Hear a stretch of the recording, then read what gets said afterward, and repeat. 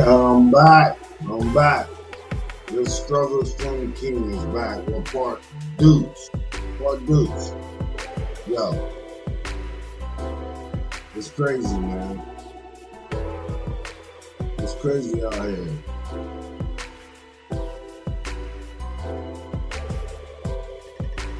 As you guys know, but we still grinding.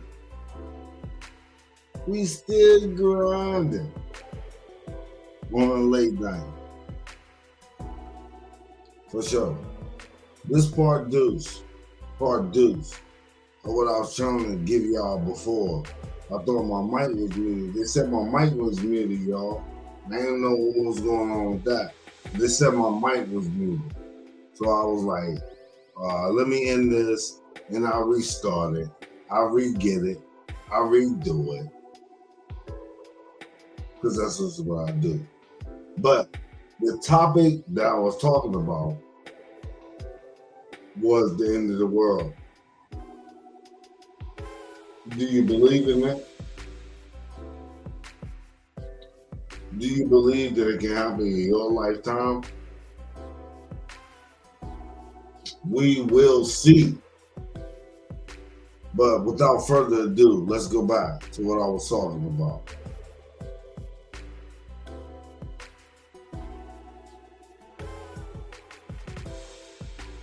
Ball of gas makes life possible on our planet, but since it burns through 600 million tons of hydrogen every second, it's only a matter of time before this power source is used up. And when that occurs, the sun's core will become saturated with helium and begin to shrink. The increased pressure and temperature would cause the sun to spit out massive amounts of energy.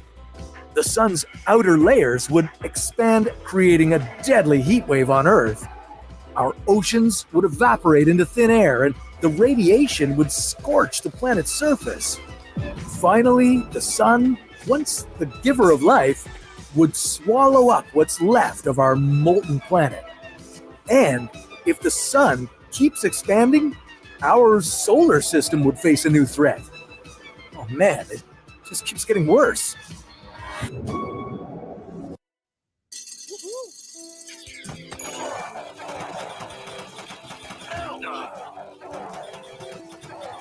yeah.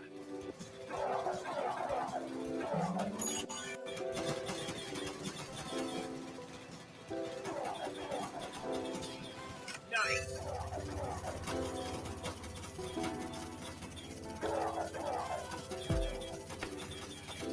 Wow. Yes.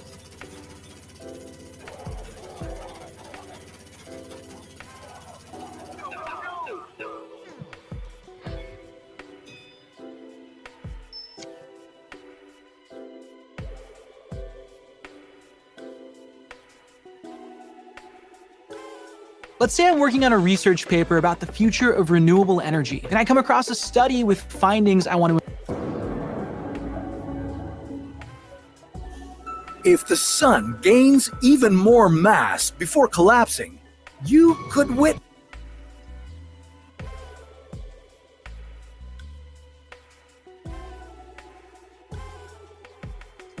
Not a lot of people don't believe in none of this. They don't believe in none of this, y'all.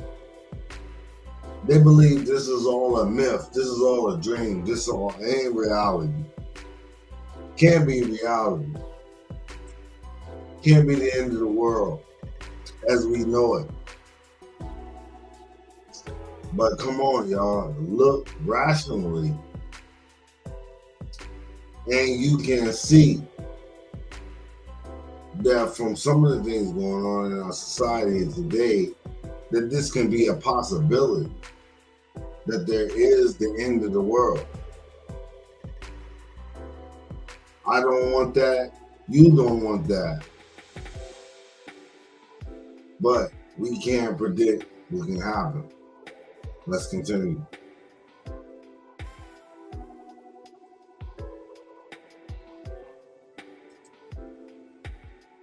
The birth of one of the most mysterious forces in the universe, a black hole. The product are the gravitational pull of this void can rip apart other stars and planets. Right now, the sun is too small to create one of these catastrophes, but if a black hole appears in front of Earth, the uneven gravitational pull would start deforming the planet. Earthquakes and volcanic eruptions would break out all over the planet, and as you come closer to the black hole's event horizon, this monster might stretch out this world like a rubber band. A black hole sucks in matter by compressing it horizontally, making it look like a noodle. We call this spaghettification. Every bit of our planet would be stretched into a string of atoms and fed into this hungry void.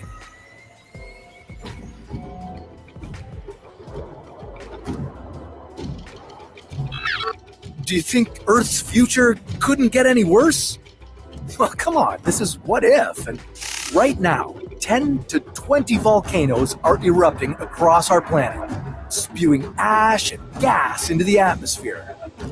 But if every volcano on Earth exploded at once, you couldn't escape the fumes and heat, no matter where you live. Rocks reaching 1,000 degrees would travel as fast as 700 kilometers per hour. Now, see, isn't that plausible? Isn't that a reality? Can't that happen? Can't that happen, y'all? If you think it can't happen, then you better think again. The Earth is a living and breathing thing too. Whether some of y'all choose to not believe it or not. So, looking at it scientifically, it's plausible to believe that the Earth can end. Just by some of the things that's going on. But it's also a spiritual side to it. And we'll get into that later. All right.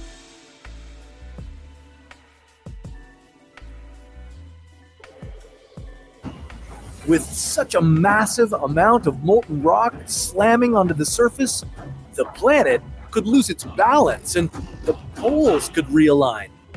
A thick layer of ash and gas would suffocate Earth and eventually block out all the sunlight. And while the lava cools, the temperature on Earth would drastically drop, sending us into another ice age. While this event wouldn't necessarily end our entire planet, it would destroy any chance of sustaining life until those clouds clear up. The Earth makes one full rotation on its axis every 23 hours, 56 minutes, and 4.1 seconds. And it's not moving at the same speed everywhere. The rotational speed varies depending on your distance to the poles. If you're at the equator, it moves the fastest at a rate of 460 meters per second. At the North or South Pole, it's moving the slowest. Technically, it's not moving at all. This rotation makes Earth suitable for life. The diurnal cycle, or the shifting between day and night, helps keep the planet at a habitable temperature. Earth's rotation is the driving force of weather patterns. Even tides are affected by the Earth's spin. So, if we were to accelerate this rotation... Now see, we clearly don't know how the Earth's gravitational pull really affects us. But there's a lot of people that believe that a lot of this comes in tune with what's going on. That's why they believe so strongly that there's some natural things and unnatural things that are going on to change the world. I tend to not believe that, but some scientists believe otherwise. But let's continue.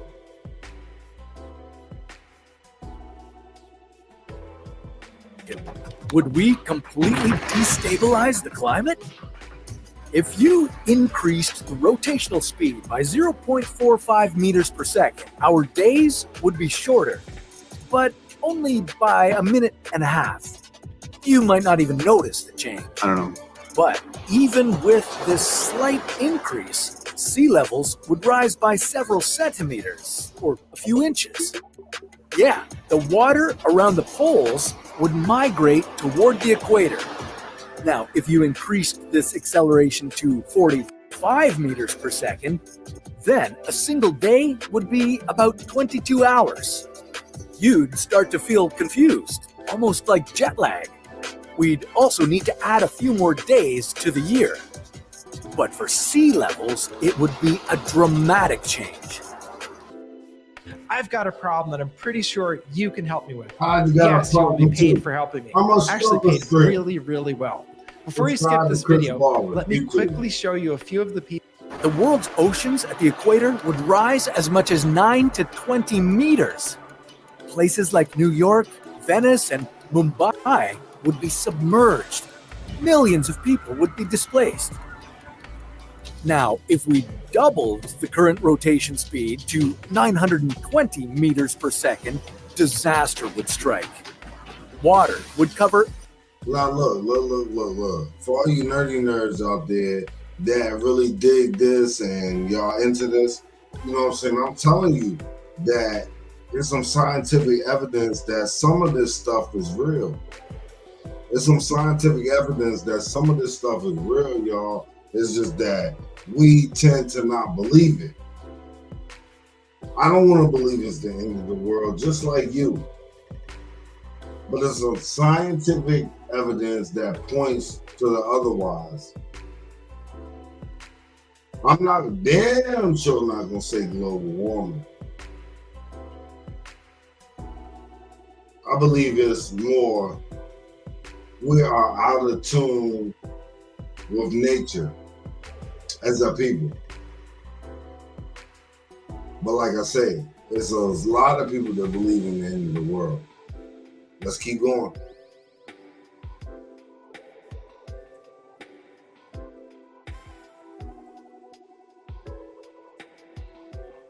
Everything except for the highest mountains like Kilimanjaro or the highest summits of the Andes. Satellites orbiting the planet would be out of sync as they need to orbit at a speed that matches our rotation. This would disrupt communications, television broadcasting, and military operations. And you would notice some significant weather changes. The air would be heavy with moisture. Dense fog, clouds, and constant rain would be the norm in regions near the equator. If you keep speeding things up, at some point you could fly off the planet. That's because the centrifugal force of the rotation would be enough to overcome the gravity keeping you on the surface. This would happen at a speed of 7,886 meters per second. And you would experience reverse rain. Yeah, droplets of water would move upward in the atmosphere instead of falling. Now, if you pushed the speed to 11,000 meters per second, the Earth's crust would begin to flatten at the poles and bulge around the equator. Enormous earthquakes would rattle the planet. There would be little chance that anything on Earth could survive. But if you were to crank the velocity up some more, brace yourself, like to the speed of light, things would get wild. If the Earth rotated at a speed of 299,792 kilometers per second, that would be 652,000 times faster than today. The dimensions of the planet would change. Now see, it's a lot of flat earthers out there. What we know. Our planet has survived the billion. There's a lot of flat earthers out there.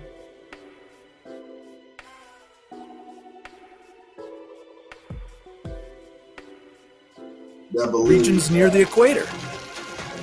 If you keep speeding things, they believe that the Earth is flat and that we can't get around that.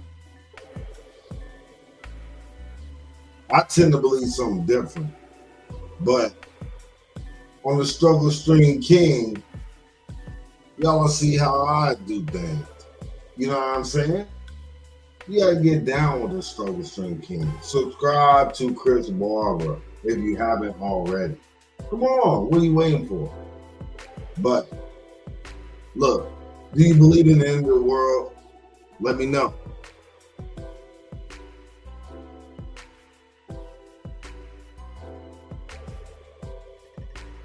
Up, at some point you could fly off the planet. That's because the centrifugal force of the rotation would be enough to overcome the gravity keeping you on the surface. This would happen at a speed of 7,886 meters per second. And you would experience reverse rain. Yeah, droplets of water would move upward in the atmosphere instead of falling. Now, if you pushed the speed to 11,000 meters per second, the Earth's crust would begin to flatten at the poles and bulge around the equator. Enormous earthquakes would rattle the planet. There would be little chance that anything on Earth could survive. But if you were to crank the velocity up some more, brace yourself. Like to the speed of light, things would get wild. If the Earth rotated at a speed of 299,792 kilometers per second, that would be 652,000 times faster than today. The dimensions of the planet would change. Once a sphere, the Earth would contract into a thin disc-like shape, and so would you, along with every other object. You could finally say the Earth is flat. The Earth is flat and stationary. Rotating at this extreme speed would distort time on Earth. It would slow down so much that it would eventually stop. You would freeze in time, so hopefully you'd be caught in a good moment. Earth could become a tiny black hole. That's because an object moving at the speed... Now, we don't know all of this to be true, y'all. Full stop. We don't know all of this to be true. But what I'm saying is that could it be a scientific evidence of the end of the world coming? I don't know. I ask you. What I don't believe in is these climate change people that's been pushing all this stuff about carbon imprint, but they ain't said a goddamn thing about China, India, and everybody else that's polluting the industry and polluting the airways. But we the only ones that gotta do something? Come on, Spirit. Let's go. Speed of light has an infinite mass. Yeah, nothing would be making it out of this situation alive. A Category 6 hurricane is about to rock New York. Category 5 is the highest classification a storm can get.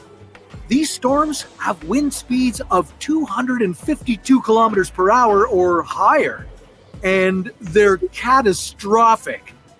Homes get destroyed, large areas are rendered uninhabitable, and the power outages could last for weeks, even months. But with the warming effects of climate change on our oceans and atmosphere, a whole new classification could be added to the mix. Category 6. A superstorm this strong would make a Category 5 storm seem like a windy walk in the park. The very first seed of this tropical storm would form in October, late into hurricane season. Now, what I believe in is that the Earth is very volatile because it's living. If you believe in what I'm talking about, the Earth is a living and breathing thing. So, if you do all kinds of wicked shit to the Earth, what you think is going to happen? The Earth is going to last back, and it's going to self-cleanse itself. This is repeated throughout history. This is important, y'all. Y'all need to tune in and really hear what I'm saying. Shit, but you know what I'm saying? The struggle stream king. Y'all should know. This is real. The earth is living and breathing as we are. And you should know that and accept that. And take responsibility for the actions that you choose to go against nature. But at the end of the day, sometimes you gotta believe in the higher power. That's all I gotta say. Let's continue.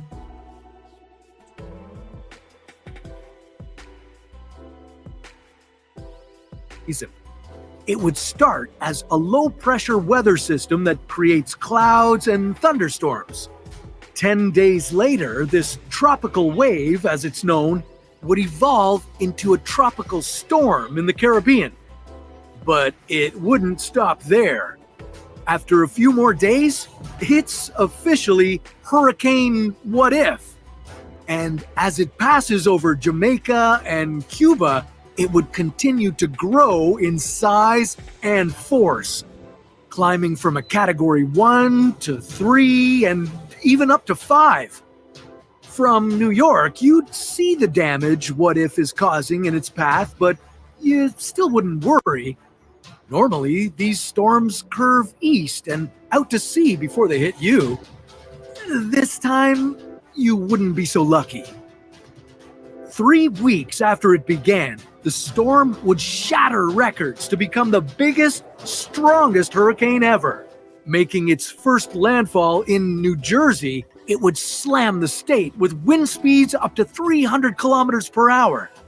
When Hurricane Sandy made landfall here in 2012, the wind speeds were less than half of that. And when all was said and done, Sandy caused around 2 million people to lose power, $19 billion in damages, and left 43 dead.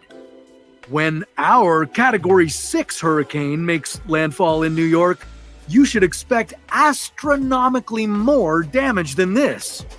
The storm would be larger in size than half of the United States. That's when the real chaos would begin. Storm surges over 8 meters would cause rapid and dangerous flooding all over the city, from the beaches to the streets to the tunnels. Without mass evacuations, millions would be stranded or in immediate danger of drowning. Water would gush into the subway stations. It would sweep buses and cars down the street. Wastewater plants would be impacted, resulting in untreated sewage mixing with local waterways. If you were caught outside, you would be certainly fighting for your life. Powerful winds would make flying debris a constant hazard. A Category 6 storm would make the smallest... Now, what you gotta say about that? What you gotta say about that? You know what I'm saying? These are all natural things that I'm talking about. Natural things that logically can happen in our society. I ain't saying that we gotta climate change to save the world. Climate change to save the world. But what I'm saying is that you can't control Mother Nature. I don't care how much you try. All our military weapons and government stuff, you cannot control Mother Nature. Believe that.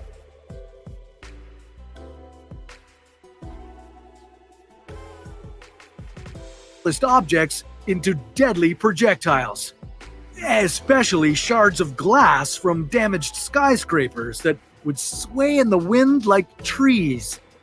If the wind managed to penetrate your storm-proofed building, all that air would make the roof and walls cave in, and that would mean even more projectile material in the wind. The power would go out too. All of New York City and its nearly 9 million residents would be in total darkness. Vital services such as healthcare, transportation, and communication would be completely cut off. Millions of people would be desperate for rescue. Before all this is over, you'd find yourself briefly in the eye of the storm. Here, everything would seem calm. The pressure in the center of this storm would be so low it would be like standing on a mountain peak 1,500 meters above sea level. Yeah, you'd be gulping for air. Finally, the storm would subside. On land, there would no longer be warm ocean water to fuel it. But with so much infrastructure destroyed, you'd have no way out except by boat. As you traveled through the flooded streets of Manhattan, you'd see the whole city completely ruined. The power would be out in Times Square, millions could lose their homes, and many would die. Life on Earth has ended several times before, and it's safe to say it will happen again. Think you're prepped for these scenarios? Let us know in the comments. Of course, we based these doomsday predictions around science and observable facts, but some things are beyond our understanding. Like, what if the threat to our existence wasn't miles underground? What if it was less than 2 meters below? What if there was a zombie apocalypse? Well, start working on your cardio because that's a story for another What If. Now, you know what I'm saying? That's what I was coming to y'all to talk about. That's what I was coming to y'all to talk about tonight. I was coming to y'all to talk about this end of the day scenario. What do you think about the end of the world? A lot of people fascinate and speculate about the end of the world. I can remember back in 2000, Y2K. They were talking about Y2K and how that was the end of the world. For those of y'all that remember 2012, that was the end of the world. So I'm of the mindset to believe that let's just wait and see. But that's the scientific end of it. Let us talk about what more fear. It's a spiritual thing. It's a religious thing. It's one of those things where God has ordained this to be so. God has ordained the end of our times, the end of our days. What do you think about that? Facebook, YouTube. What do you think about that? Let me know. I know we don't like to think about the end of days. We really don't. Why would you? Why would you? But let's see what the religious side of it looks like.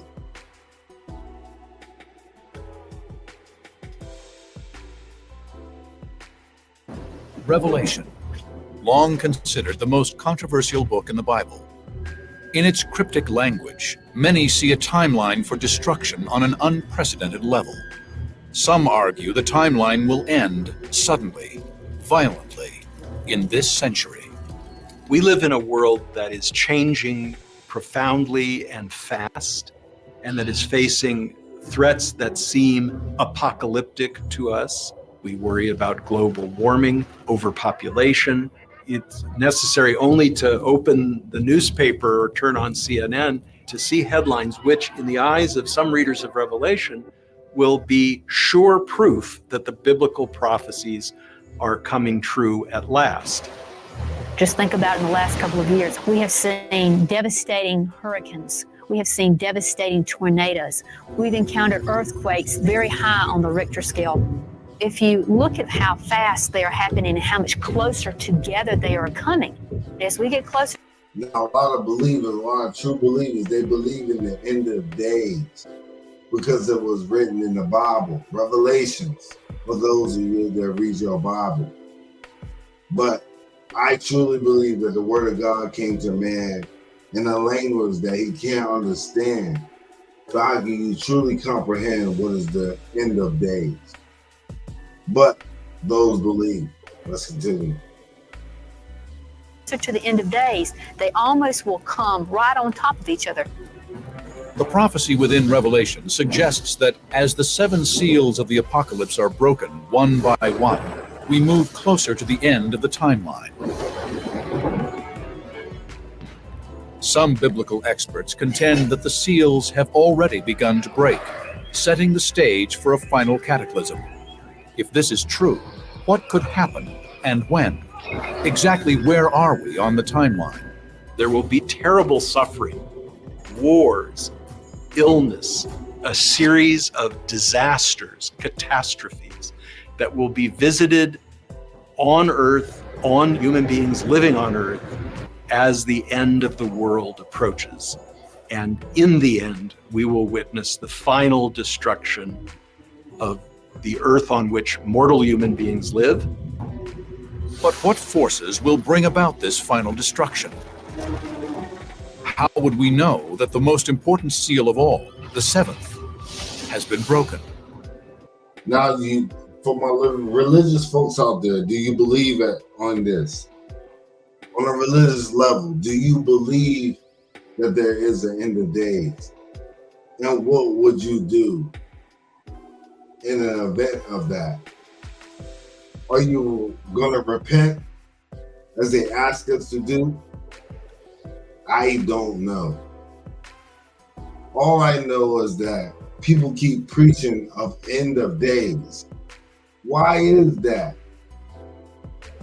The more I hear about end of days, the more I think about, is this a psyop? Is this one of these things where they want to preach the end of humanity as we know it? As me, you, and other Americans, that we live our lives and do what we do as we know it. Seems to me that I think that that's something going on, where people want us not to live as how we live now in 2024. They want us to live another way. And that's a post-apocalyptic way, in my opinion. Don't unalive me. Damn it, don't unalive me. But what I'm saying is that some of this stuff I believe is targeted. Just my opinion. Let's continue.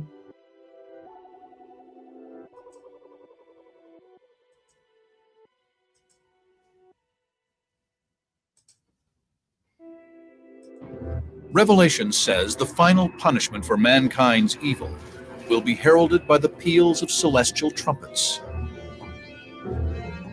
You see 7 angels, each having a trumpet, and they come forth, and then begins the series of the trumpet judgments. Some believe that these judgments will be natural disasters of unprecedented magnitude. They look to science for answers, as they theorize that the cryptic text in Revelation may allude to physical forces on or beyond Earth. Some New Testament scholars say that this and biblical references to fire falling from the sky could be interpreted as asteroids. A collision between an asteroid and the Earth may be the catastrophic event predicted in another verse from Revelation. The third angel sounded his trumpet, and a great star, blazing like a torch, fell from the sky. The name of the star is Wormwood. Some believe that Revelation's author, John, is not specifying a star in this passage, but a comet or asteroid. It is widely accepted that ancient observers could not have understood the difference between. And I think that's a great point.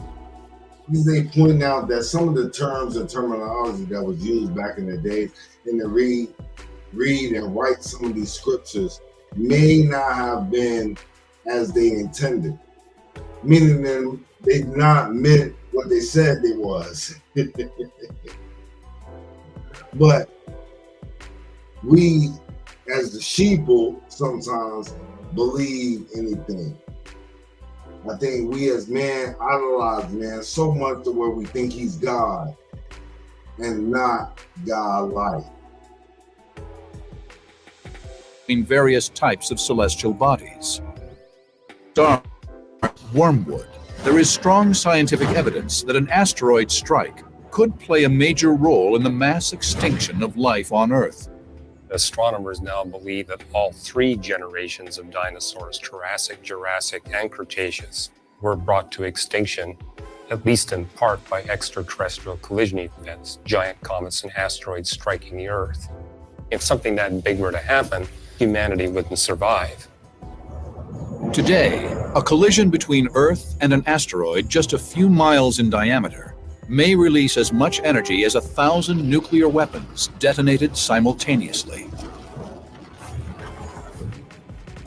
And the third part of the sun was smitten, and the third part of the moon, and the third part of the stars, so as the third part of them was darkened. If a large asteroid or comet were to strike Earth in our lifetime, it would send millions of tons of debris into our atmosphere for years. This would virtually imprison us in a cloud of dust, cut off from the life-giving sun. Is this the scenario described in Revelation? In any case, its author writes that more trumpets will blast, and even greater anarchy will unfold.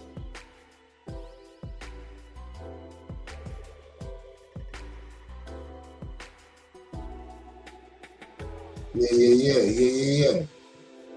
Now you see what people think. You see what people are going through. You see what people are talking about when they're curious and fascinated about the end of the world.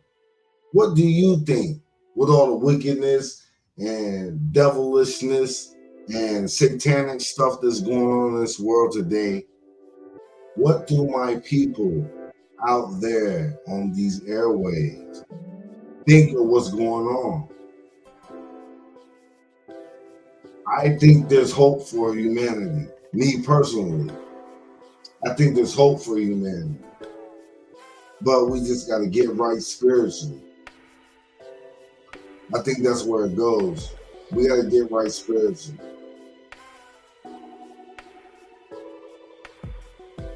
But I just wanted to know what y'all thought about this video and this live. This is Struggle Stream King, your boy, Chris B, aka Buzz, back again, talking to the people, as we love to do. Get back with me. Share this live. Share it to your friends. Talk about what you want to know about the end of the world and what you think about this thing. Because I think a lot of people think about it. Because as humans, you don't want to die. But you can't live forever. It's up to your people. And I'm out.